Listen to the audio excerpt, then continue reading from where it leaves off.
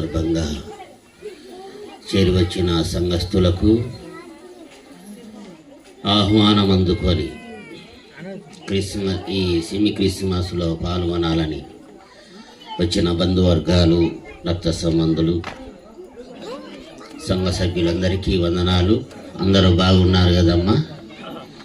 అందరూ బాగున్నారు. నేను రెండోసారి సెమీ క్రిస్మస్లో పాల్గొంటున్నా. రెండోసారి అంటే నా జీవితంలో ఎన్నో సెమీ క్రిస్మస్లు చేసినాం, కానీ మన మధ్యలో మన సార్ గారు ఇసాకయ్య సార్ సంఘ సభ్యుల మధ్య రెండోసారి పాల్గొనడానికి అవకాశం ఇచ్చినటువంటి అయ్యగారికి వందనాలు. చేరువచ్చిన సేవకులందరికీ ప్రభునామములో వందనాలు. నిజంగా మనమే కాదు, నవంబర్ మాసం ఎప్పుడైతే స్టార్ట్ అయిందో ప్రపంచ దేశాలన్నిటిలో క్రైస్తవులంతా కూడా వారి వారి సామర్థ్యం కొలది, శక్తి కొలది ఆయా సమయాలను కేటాయించుకొని యేసుక్రీస్తు ప్రభువారు భూమి మీదకి వచ్చిన శుభ సందర్భాన్ని ఆధారం చేసుకొని ఈ విధంగా ఆనందిస్తున్నటువంటి దినాలు ఇవి. ప్రపంచ దేశాలన్నిటిలో క్రైస్తవులు ఎక్కువగా ఉన్నారు. మన దేశంలోనే తక్కువగా ఉన్నారు, కానీ ప్రపంచంలోనే నెంబర్ 1 స్థానంలో ఉంది క్రైస్తవ మతం. మతం అంటే మతం కాదు, కానీ మార్గం. ఎందుకంటే కొంతమందికి అర్థమయ్యేటట్లుగా చెప్తున్నాను. చాలా మతాలు ఉన్నాయి, వాటన్నిటిలో క్రైస్తవ మార్గం యేసుక్రీస్తు ప్రభువారు భూమి మీదకి వచ్చి చూపించిన మార్గం తండ్రి దగ్గరికి. మనం ఎక్కడి నుండి అయితే వచ్చామో తిరిగి అదే ప్రాంతానికి వెళ్ళవలసిన వారమై ఉండగా మన మార్గములను మనమే చెరిపేసుకున్నాం. కనుక ఆ మార్గమును సిద్ధపరచడానికి ఆయన నేటికి 24 సంవత్సరాలైంది ఆయన భూమి మీదకి వచ్చినప్పటి నుంచి అనేక దేశాలలో యేసుక్రీస్తు సువార్త వినబడింది. గనక యేసు ప్రభువారు ఒక్కడే పరిశుద్ధుడని నమ్మి విశ్వసించిన వారి సంఖ్య ఎంత అంటే దాదాపుగా 800 కోట్ల మంది ప్రపంచ దేశ జనాభా ఉంటే దాంట్లో 350 కోట్ల మంది క్రైస్తవులు. మిగతా 450 కోట్ల మంది దాదాపుగా 10-15 మతాలు పంచుకోవాలి. ఇస్లామిక్ మతం 270. ఆ తర్వాత ఉన్నటువంటి సంఖ్యను చిన్న చిన్న మతాలు అన్నీ కూడా పంచుకోవాలి. నాస్తికులు, ఆస్తికులు, ఆయా ప్రదేశాలలో మతాలు కలిగి వారి వారి ఉద్దేశాల మేరకు దేవుణ్ణి అనేక స్థలాలలో చూస్తున్నటువంటి పరిస్థితులను బట్టి ఆలోచన చేస్తే యేసుక్రీస్తు ప్రభువారు ఒక్కడే ప్రపంచ దేశ గిన్నిస్ బుక్కును బద్దలు కొట్టినటువంటి వాడు.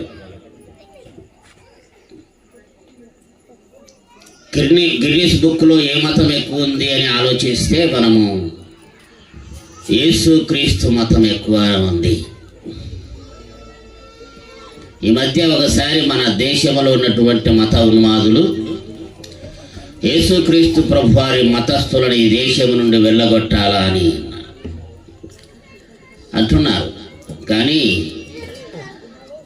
ఈ చిన్న పిల్లికూనలి పులులు, సింహాలు సైతం క్రైస్తవులను భయంకరంగా హింసించిన దినాలున్నాయి.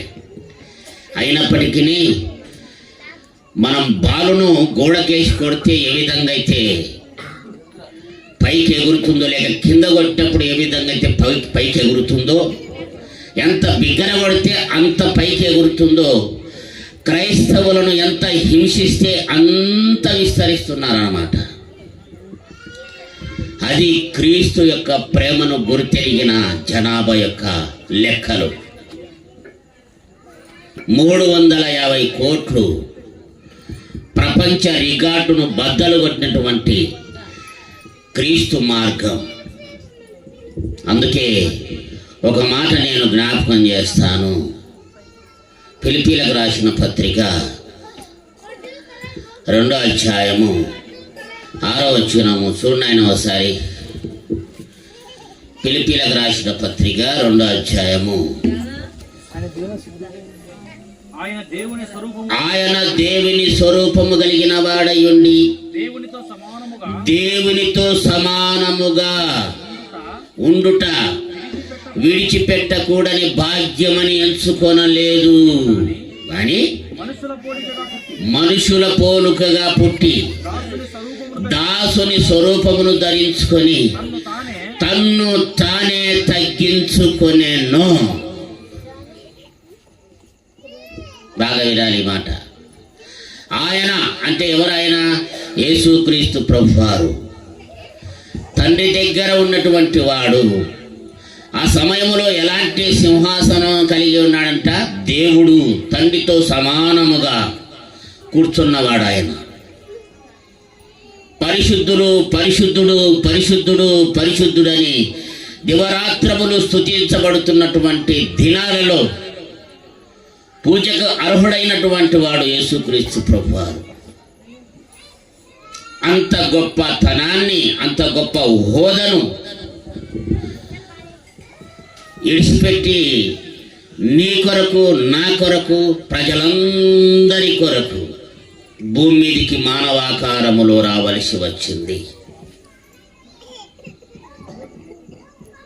ఆయన ఇప్పుడైనా పుట్టింది అంటే ఇప్పుడు కాదు, ఎప్పుడో పుట్టినాడు. ఎక్కడ? పరలోకంలో. పరలోకంలో ఎప్పుడో పుట్టినాడు. అది మనకు తెలియదు. మనం అనుకుంటున్నాము కన్యక గర్భంలోనే పుట్టినాడని. పరలోకంలో పుట్టినాడు. అందుకే సామెతల గ్రంథం 8వ అధ్యాయము 22వ వచనం ఒకసారి చదువు నాయన. ఎక్కడ పుట్టినాడు ఆయన? తండ్రి దగ్గర. తండ్రి దగ్గర పుట్టినాడు. సామెతల గ్రంథము 8వ అధ్యాయము 22, 23. పూర్వకాలమందు తన సృష్టి ఆరంభమున తన కార్యములలో ప్రథమమైన దానిగా యెహోవా నన్ను కలగజేసెను. అనాది కాలం మొదలుకొని మొదటి నుండి భూమి ఉత్పత్తి అయిన కాలమునకు పూర్వమునే నేను నియమింపబడి తిని. ఎక్కడ పుట్టినాడంట ఆయన? పరలోకములో నియమింపబడినాడు ఆయన. పరలోకములోనే పుట్టాడు ఆయన. మరి ఈ లోకములో ఎందుకు పుట్టాడు? కన్యక గర్భములో. అంటే నీవు, నేను, సమస్త మానవులు పాపము చేసి పాతాళానికి వెళ్ళుచుండగా నశించిన దానిని వెదికి వెదికి వెదికి రక్షించుటకు మనిషి ఆకారములో రావలసి వచ్చింది. పక్షి ఆకారములోనో జంతు ఆకారములోనో ఆయన రాలేదు. అవన్నీ కూడా మనకు పరిచారకులు, మనకు సేవకులు అని చెప్పబడి ఉంది బైబిల్లో. ఈ మధ్య ఒక ఆయన మతోన్మాది నాతో మాట్లాడుతూ, ఏమయ్యా కనబడుచున్న వాటిని చూసి మనము పూజించాలి కదా అన్నాడు. బాబు, అవన్నీ కూడా మనకు సేవ చేయడానికి దేవుడు ప్రకృతిలో ఉంచినాడు. వాటిని కాదు. దేవుడు అంటే మహాశక్తి. ఆ శక్తిని చూడడానికి, ఆ శక్తి యొక్క స్వరము వినడానికి మన చెవులు పనికిరావు. ఆ శక్తిని చూడడానికి మన మనోనేత్రములు పనికిరావు. ఆయన ఆకాశములో సూర్యుడు కలుగునుగాక అని పలికిన మాట ఈనాటి వరకు వెలుగుతూనే ఉంది సూర్యుడు. సూర్యుని చూడగలవా? ఒక్క నిమిషం లేక ఒక్క 10 సెకండ్లు చూడగలవా? మాట అంతే, ఒకటే మాటనే.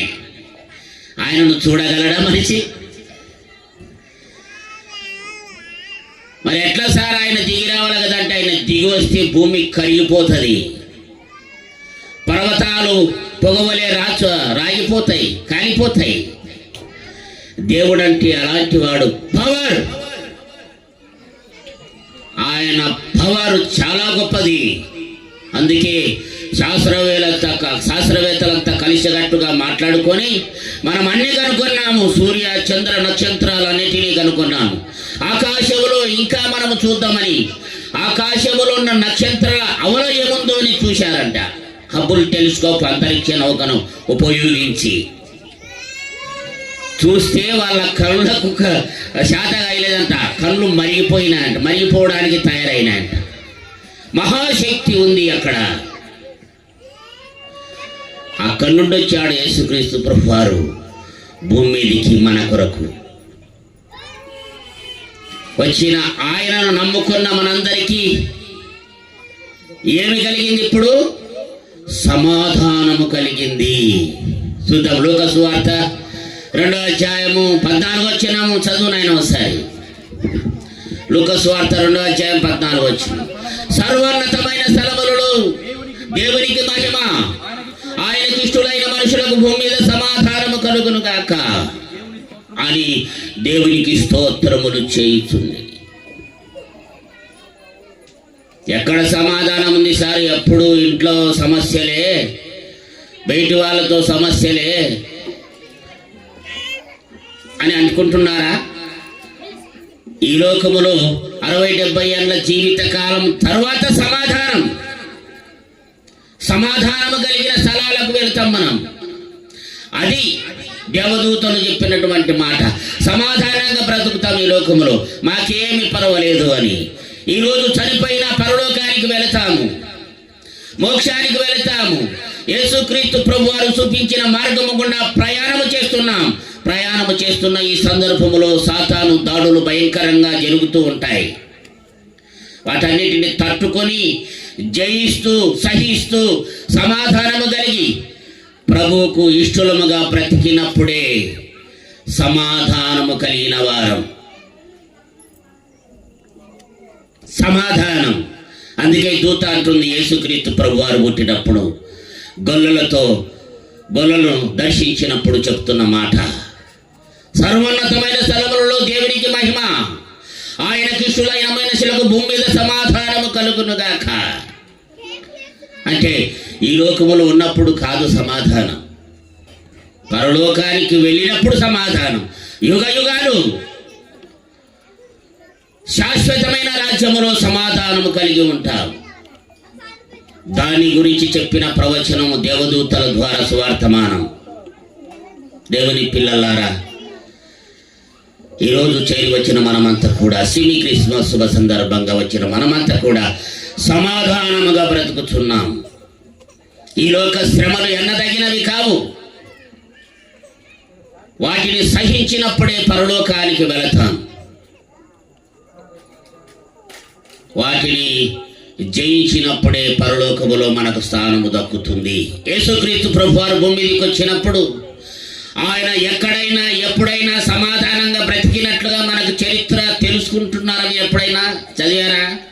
లూకా సువార్త కానీ, మత్తయి సువార్త కానీ, మార్కు సువార్త కానీ, యోహాను సువార్త కానీ, యేసుక్రీస్తు ప్రభువారు ఎంత శ్రమపడిన తరువాత ఆయనను మరణము నుండి దేవుడు లేపినాడు. నా కుమారుడా లేయి, ఈయన నా ప్రియ కుమారుడు, ఈయన యందు నాకు ఆనందం ఉందని సాక్ష్యం ఇచ్చిన దేవుడు చెప్పిన మాట.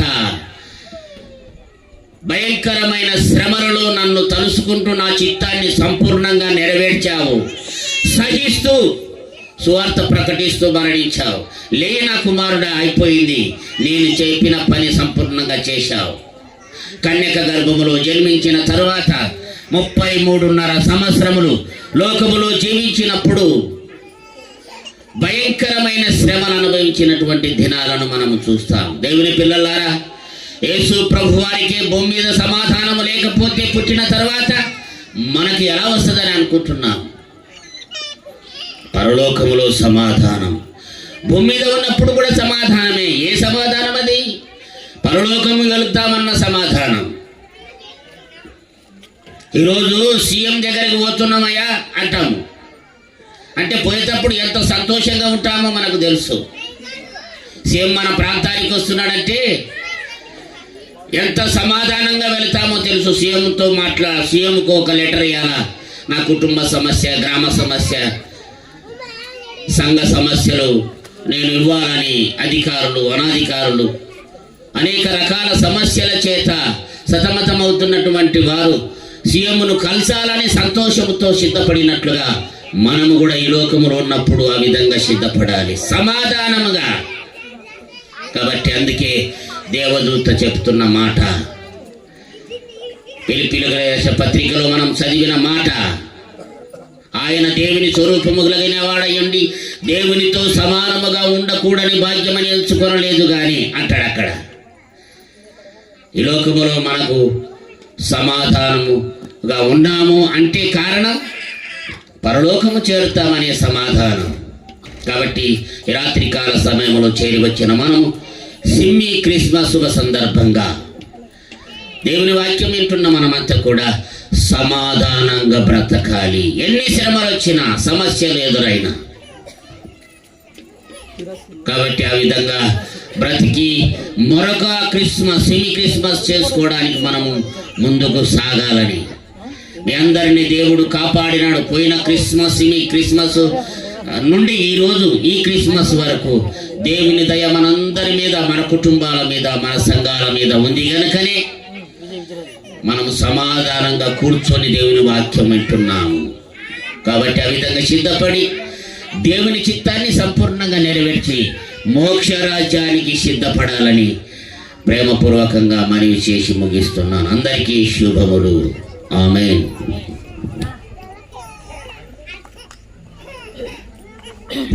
మంచిది, చక్కగా వాక్యాన్ని వినిపించినటువంటి దైవజనులు మరి సుందరం పాస్టర్ గారికి ప్రభునామన వందనాలు. ఈ సమయంలో మరొక వర్తమానం మనకు ఉంటుంది కాబట్టి ఎవరు కూడా మరి వెళ్ళకండి.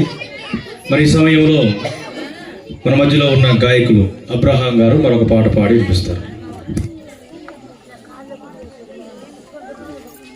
హల్లెలూయా. చదివారా? బైబిల్ కనబడతలేదు. కన్యక గర్భవతి కుమారుని కనును 21 వచ్చిన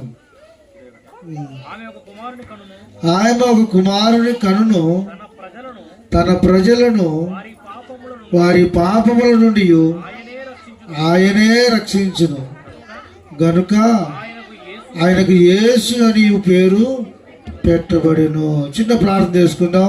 పరిశుద్ధుడైన తండ్రి, జీవం కలిగిన మా ప్రభువా, నీ కొందనములు స్తోత్రములు చెల్లిస్తూ ఉన్నాము ప్రభా. ఇంతవరకు పాటల ద్వారాను, వాయిద్యముల ద్వారాను, చక్కటి స్వరముల ద్వారాను ప్రభా నీ నామాన్ని మహింపరిచే భాగ్యము మా అందరికి దయచేసేందుకు నీకు స్తోత్రములు చెల్లిస్తున్నాము ప్రభా. మళ్ళీ సుందరమయ్య కూడా తండ్రి కొంతవరకు ప్రసంగం చేశాడు, అందువరకు నీకు స్తోత్రములు ప్రభా. నేను కొంతసేపు మాట్లాడుతున్నాగా నాతో ఉండి మాట్లాడమని, నీ బిడ్డలు ఇంటునగా ఈయనగలే మనసును గ్రహించే హృదయాన్ని దయచేయమని యేసు నామములో ప్రార్థిస్తున్నాం తండ్రి. ఆమేన్. ఓకే, మంచిది. దేవుడు గత సంవత్సరము ఐక్య క్రిస్మస్ అని పెట్టింటారు. ఐక్య క్రిస్మస్ అంటే మా సేవకులందరినీ పిలిపించి వాళ్ళకి బట్టలు పెట్టి అలాగే సన్మానం చేసి వచ్చిన వాళ్ళకు ఛార్జీలు కూడా ఇచ్చి పంపించాము. అయితే ఈ సంవత్సరము కొన్ని కారణాల చేత మళ్ళీ ఐక్య క్రిస్మస్ పెట్టకోకుండా సెమీ క్రిస్మస్ను పెట్టాము. అయితే పిలుస్తూనే వచ్చిన సేవకులకును, పిలుస్తూనే వచ్చిన సంఘస్థులకును, బంధుమిత్రులకును మరొకసారి ప్రభుపేట వందనాలు చెల్లిస్తున్నాం. దేవుని రాకట ఆలోచనైతే మరొక సంవత్సరము ఈ సెమీ క్రిస్మస్ జరుపుకునే భాగ్యము దేవుడు మనందరికీ దయచేయును గాక. ఆమేన్. ఓకే, ఇప్పుడు చదువుకున్న అధ్యాయంలో దానికి ఒక చిన్న అంశం కూడా మనము పెట్టుకుందాం.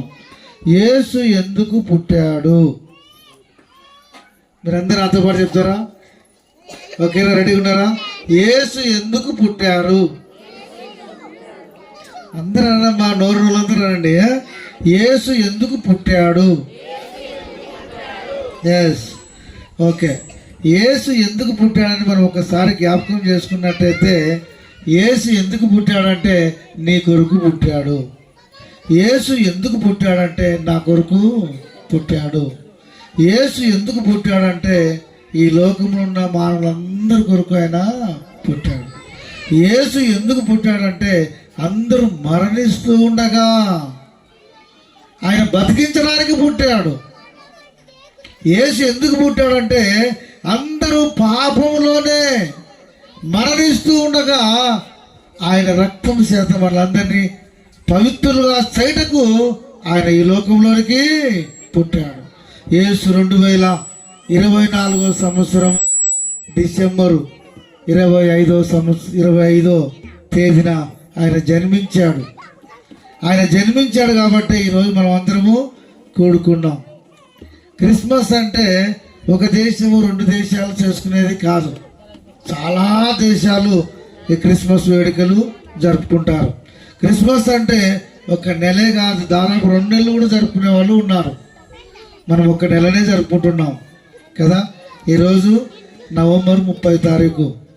మనం ఎంతవరకు జరుపుకుంటామంటే జనవరి 1వ తారీఖు వరకు జరుపుకుంటాం. ఆ తర్వాత జరుపుకోం. కాబట్టి ఈ నెల రోజులు ఈ క్రిస్మస్ వేడుకలను జరుపుకుంటున్నారు. ప్రేమించులారా, యేసు పుట్టింది ఎందుకంటే మనందరి కొరకు ఆయన పుట్టాడు. ఒక ఆయన అడిగాడంట, అయ్యా నువ్వు ఎందుకు పుట్టావంటే ఆ వ్యక్తి అన్నాడంట, నేను అన్నం తిన్నికి పుట్టినాను అన్నాడంట. అమ్మ ఎందుకు పుట్టాడు చెప్పండి? అన్నం తిన్నిక. ఇంకో వ్యక్తిని అడిగాడంట, అయ్యా నువ్వు ఎందుకు పుట్టావంటే నేను మందు తాగనీకి పుట్టినాడు అన్నాడట. దేనికమ్మా చెప్పండి? మందు తాగనీక. ఇంకో వ్యక్తిని అడిగాడంట, అయ్యా నువ్వు ఎందుకు పుట్టావంటే నేను పెళ్లి చేసుకునేకి పుట్టాను అన్నాడంట. ఇంకో వ్యక్తిని అడితే నేను పిల్లలు కన్నీకా ఈ లోకంలోనికి పుట్టాడు అంట. ఇంకో వ్యక్తిని అడితే నేను చీకటి తాగినీకి పుట్టాను అన్నాడంట. కానీ అలాగ మన యేసు పుట్టలేదు. ఎవరి కొరకు పుట్టాడంటే మనందరి కొరకు ఆయన పుట్టాడు. ఇప్పుడు చదువుకున్న అధ్యాయంలో నుండి అక్కడ ఒక మాట మనం జ్ఞాపకం చేసుకున్నట్టయితే చక్కటి మాట రాయబడినది కదా. ఆయన ఒక కుమారుని కనును, తన ప్రజలను తన పాపముల నుండి వారిని రక్షించును. యేసు ఎందుకు పుట్టాడంటే తన ప్రజలను వారి పాపముల నుండి రక్షించుటకు యేసు జన్మించాడండి. యేసు ఎందుకు జన్మించాడంటే వారు పాపములో ఉండగానే, పాపములోనే మరణిస్తూ ఉండగానే ఆ పాపములను తీసేయుటకు, ఆ పాపములో నుండి వీళ్ళను పవిత్రులుగా చేయుటకును, వీళ్ళను రక్షించుటకు యేసుక్రీస్తు జన్మించాడు. యేసు ప్రభు ఎందుకు జన్మించాడంటే తన ప్రజలను రక్షించుటకు. తన ప్రజలంటే ఎవరు? ఈ భూమి మీద ఉన్న ప్రతి మానవుడు కూడా తన ప్రజలే. దేవుడు లోకమును ఎంతో ప్రేమించును. లోకములో ఉన్న వాళ్ళందరూ కూడా ప్రేమిస్తూ ఉన్నాడు. లోకములో ఉన్న ప్రతి వ్యక్తి కూడా ఆయన రూపంలో పుట్టినవారు. కాబట్టి దేవుడు మంచివాడిని ప్రేమిస్తున్నాడు, చెడ్డవాడిని ప్రేమిస్తున్నాడు, దుర్మార్గుని ప్రేమిస్తున్నాడు. దేవుడే లేడని మన్నెత్తి పోసిన వారిని కూడా దేవుడు ప్రేమిస్తున్నాడు. అందుకే అందరి మీద ఆయన వర్షము కురిపిస్తున్నాడు, అందరికీ గాలి విసురుతున్నాడు, అందరికీ ఎండ పంపిస్తున్నాడు, అందరికీ చలి కూడా కురిపిస్తున్నాడు. కాబట్టి దేవుడు ఏ భేదమును లేదు, ఆయన అందరినీ ప్రేమిస్తున్నాడు. కానీ మనమే ఆయన సొమ్ము తింటూ, ఆయన గాలి పీల్చుకుంటూ, ఆయన నీళ్లు తాగుతూ, ఆయన వాతావరణం అనుభవించుకుంటూ ఆయనను తెలుసుకోలేక మనం పోతూ ఉన్నాం. ప్రేమనీయులారా, యేసు ఎందుకు జన్మించాడంటే ఈ మొదటి మాటలు మనం జ్ఞాపకం చేసుకున్నట్టయితే ఆయన ఒక కుమారుని కనును, తన ప్రజలను వారి పాపములో నుండి ఆయనే రక్షించును. ఆయన ఎందుకు పుట్టాడంటే ఆయన మనందరినీ రక్షించుటకు ఆయన ఈ లోకంలోనికి జన్మించినట్టు మనము చూస్తున్నాం. అక్కడ మరొక వచనం కింద చూసినట్టయితే అక్కడ చక్కటి మాట ఉంది. చదవండి ఎవరన్నా. అక్కడ కింద వచ్చిన 22వ వచనం చదవండి. ఇదిగో కన్యక గర్భవతి అయి కుమారుని కనును, ఆయనకు ఇమానుయేలని పేరు పెడుదురు అని ప్రవక్త ద్వారా పలికిన మాట నెరవేరినట్టు ఇదంతయు జరిగను. ఇమానుయేలనే పేరుకి భాషాంతరమున దేవుడు మనకి తోడని అర్థము. ఎందుకు కన్యక గర్భవతి కుమారుని కనిందంటే ఆయన మనకి తోడై ఉండడానికి, నీకు నాకు మనందరికీ. ఎందుకు యేసు పుట్టారంటే ఆయనకి మనకి తోడై ఉండడానికి. ఆయనకి ప్రార్థన చేస్తే అన్నవలేనికి తోడుగా ఉంటాడు, కుమారుడు వలేనికి తోడుగా ఉంటాడు, భర్త వలేనికి తోడుగా ఉంటాడు, ఆయన నీ కుటుంబ యజమాని వలేనికి తోడుగా ఉంటాడు. కాబట్టి ప్రేమ బిడ్డలారా, ఆయన మనకి తోడై ఉండడానికి ఆయన ఈ లోకంలోనికి జన్మించాడు. ఆయన నీకు నాకు మనందరికీ ఆయన ఏమై ఉన్నాడంటే మనకి తోడై ఉన్నాడు, మనకి సహకారిగా ఉన్నాడు. ఆయన నామంలో ఎక్కడైతే 2-3 కలిసి ప్రార్థన చేస్తారో వాళ్ళ మధ్యలో నేను ఉండాలని వాగ్దానం చేసిన దేవుడు ఆయన నమ్మదగిన వాడండి. కాబట్టి దేవుడు మనందరికీ తోడై ఉన్నాడు. మొదటి మాట మనం జ్ఞాపకం చేసుకున్నట్టయితే ఆయన తన ప్రజలని వాళ్ళ పాపంలో నుండి రక్షిస్తూ ఉన్నాడు. రెండోదిగా మనం జ్ఞాపకం చేసుకున్నట్టయితే ఆయనకి మనకి తోడుగా ఉన్నాడనే వాక్యము మనకు తెలియజేస్తుంది. మరొక మాట మనం జ్ఞాపకం చేసుకుందాం. యోహాను సువార్త 1వ అధ్యాయము 29వ వచనం మనం జ్ఞాపకం చేసుకున్నట్టయితే అక్కడ చక్కటి మాట ఉంది. అక్కడ చక్కటి మాట ఎవరు చదవండి త్వరగా.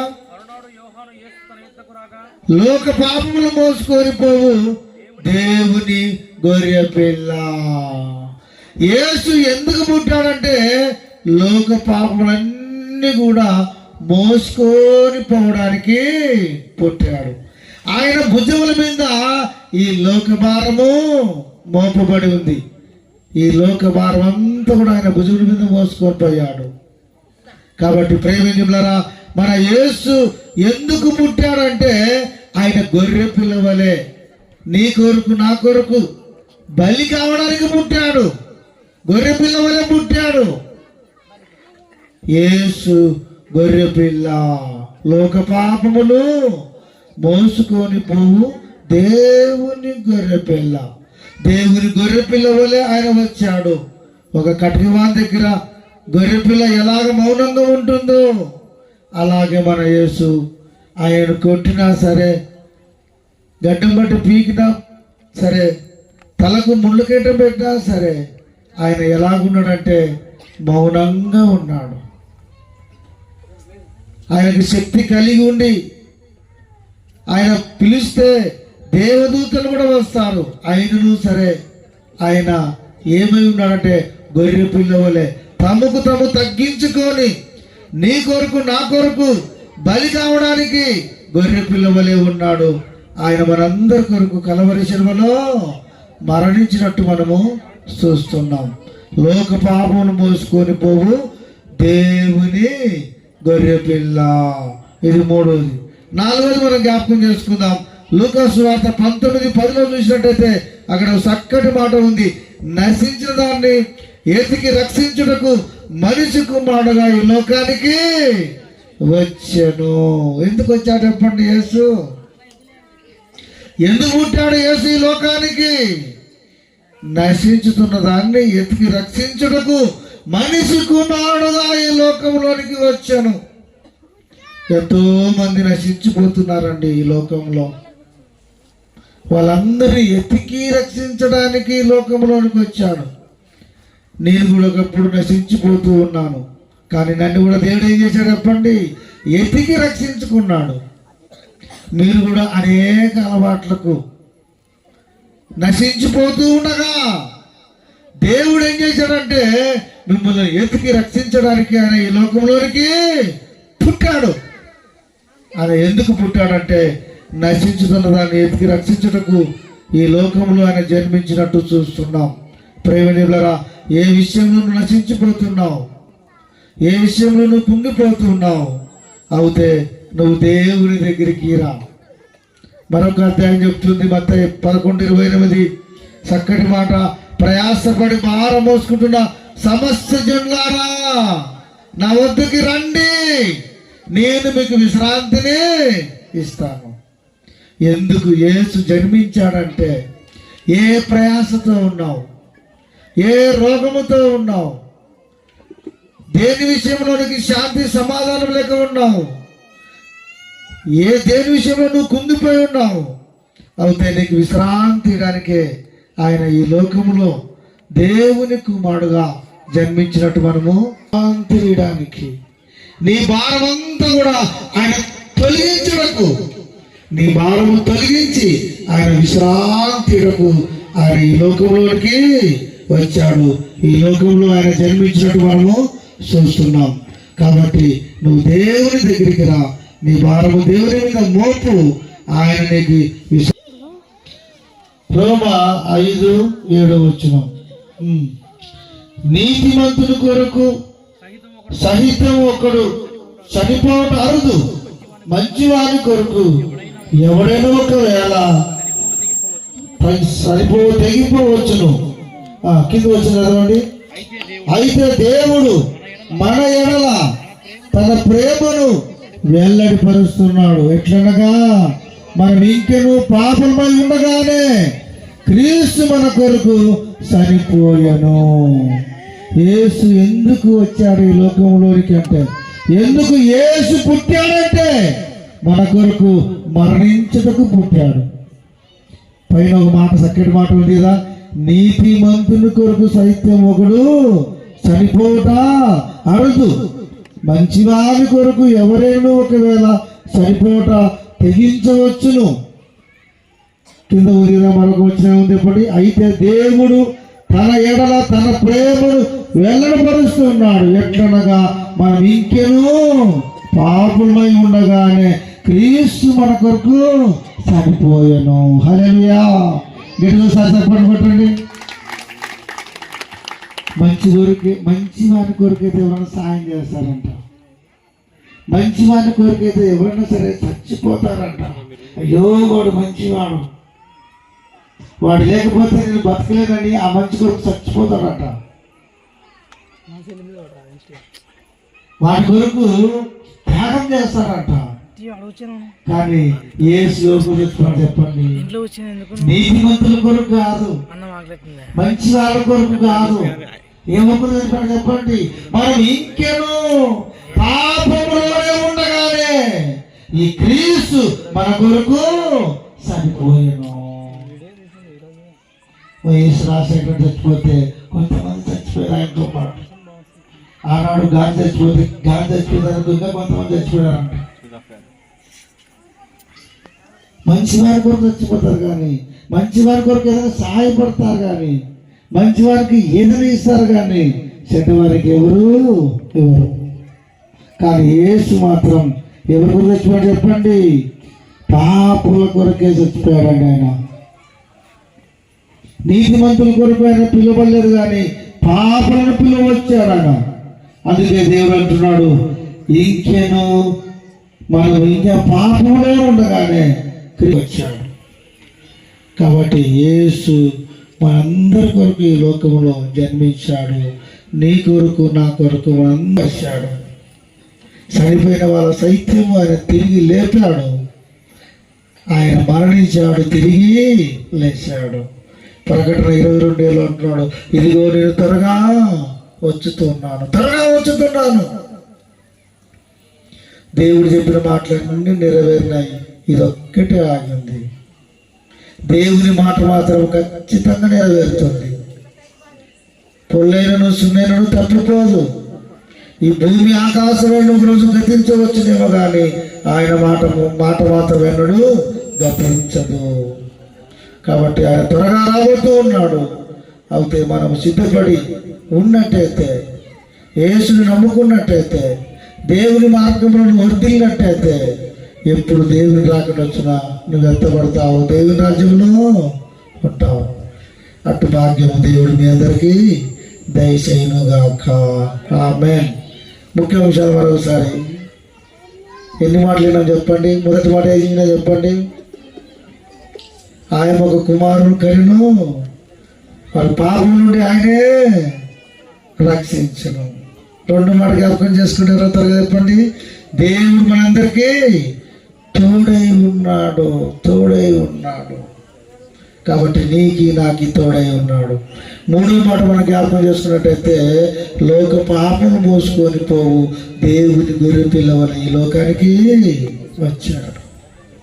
నాలుగో మాట మనం జ్ఞాపకం చేసుకున్నట్టయితే, ప్రయాసపడి భారం మోసుకున్న సమస్య జనులారా నా వద్దకి రండి, నేను మీకు విశ్రాంతిని ఇస్తాను. ఐదో మాట మనం జ్ఞాపకం చేసుకున్నట్టయితే, చక్కటి మాట ఉంది కదా, ప్రేమిలారా ఆయన అంటున్నాడు, పాపు రక్షించటకే యేసుక్రీస్తు ఈ లోకంలోనికి వచ్చాను. ఆరో మాట మనం జ్ఞాపకం చేసుకున్నట్టయితే, యేసుక్రీస్తు ఎవరి కొరకు వచ్చినాడు చెప్పండి? పాపుల కొరకే. మనందరి కొరకు యేసుక్రీస్తు కలవరి శిలువలో మరణించాడు, సమాజం తిరిగి లేచాడు. ఆయన నమ్ముకున్నట్టయితే ఒకవేళ మరణించినను తిరిగి లేస్తావు. ఒకవేళ జీవముతోనూ ఉన్నట్టయితే, దేవుడు రాకడ వచ్చినట్టయితే నీవు కూడా ఎత్తబడి దేవుడి రాజ్యంలో ఉంటావు. ఈ మాటలు దేవుడు దీవించును గాక. ఆమేన్. అందరు తల వంచండి, కళ్ళు ఉంచుకోండి. చిన్న ప్రార్థన చేద్దాము. చిన్న ప్రార్థన చేద్దాం. ప్రార్థన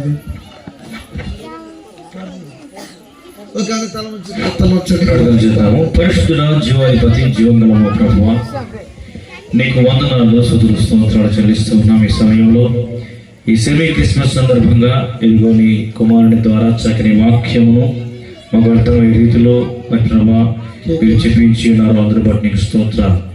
నిజముగా మా ప్రభా, యేసు అనగా మీరు ఎందుకు పుట్టారు అన్న అంశాన్ని మా ప్రభా తీసుకొని ఇదిగో మా ప్రభా కన్యక అయినటువంటి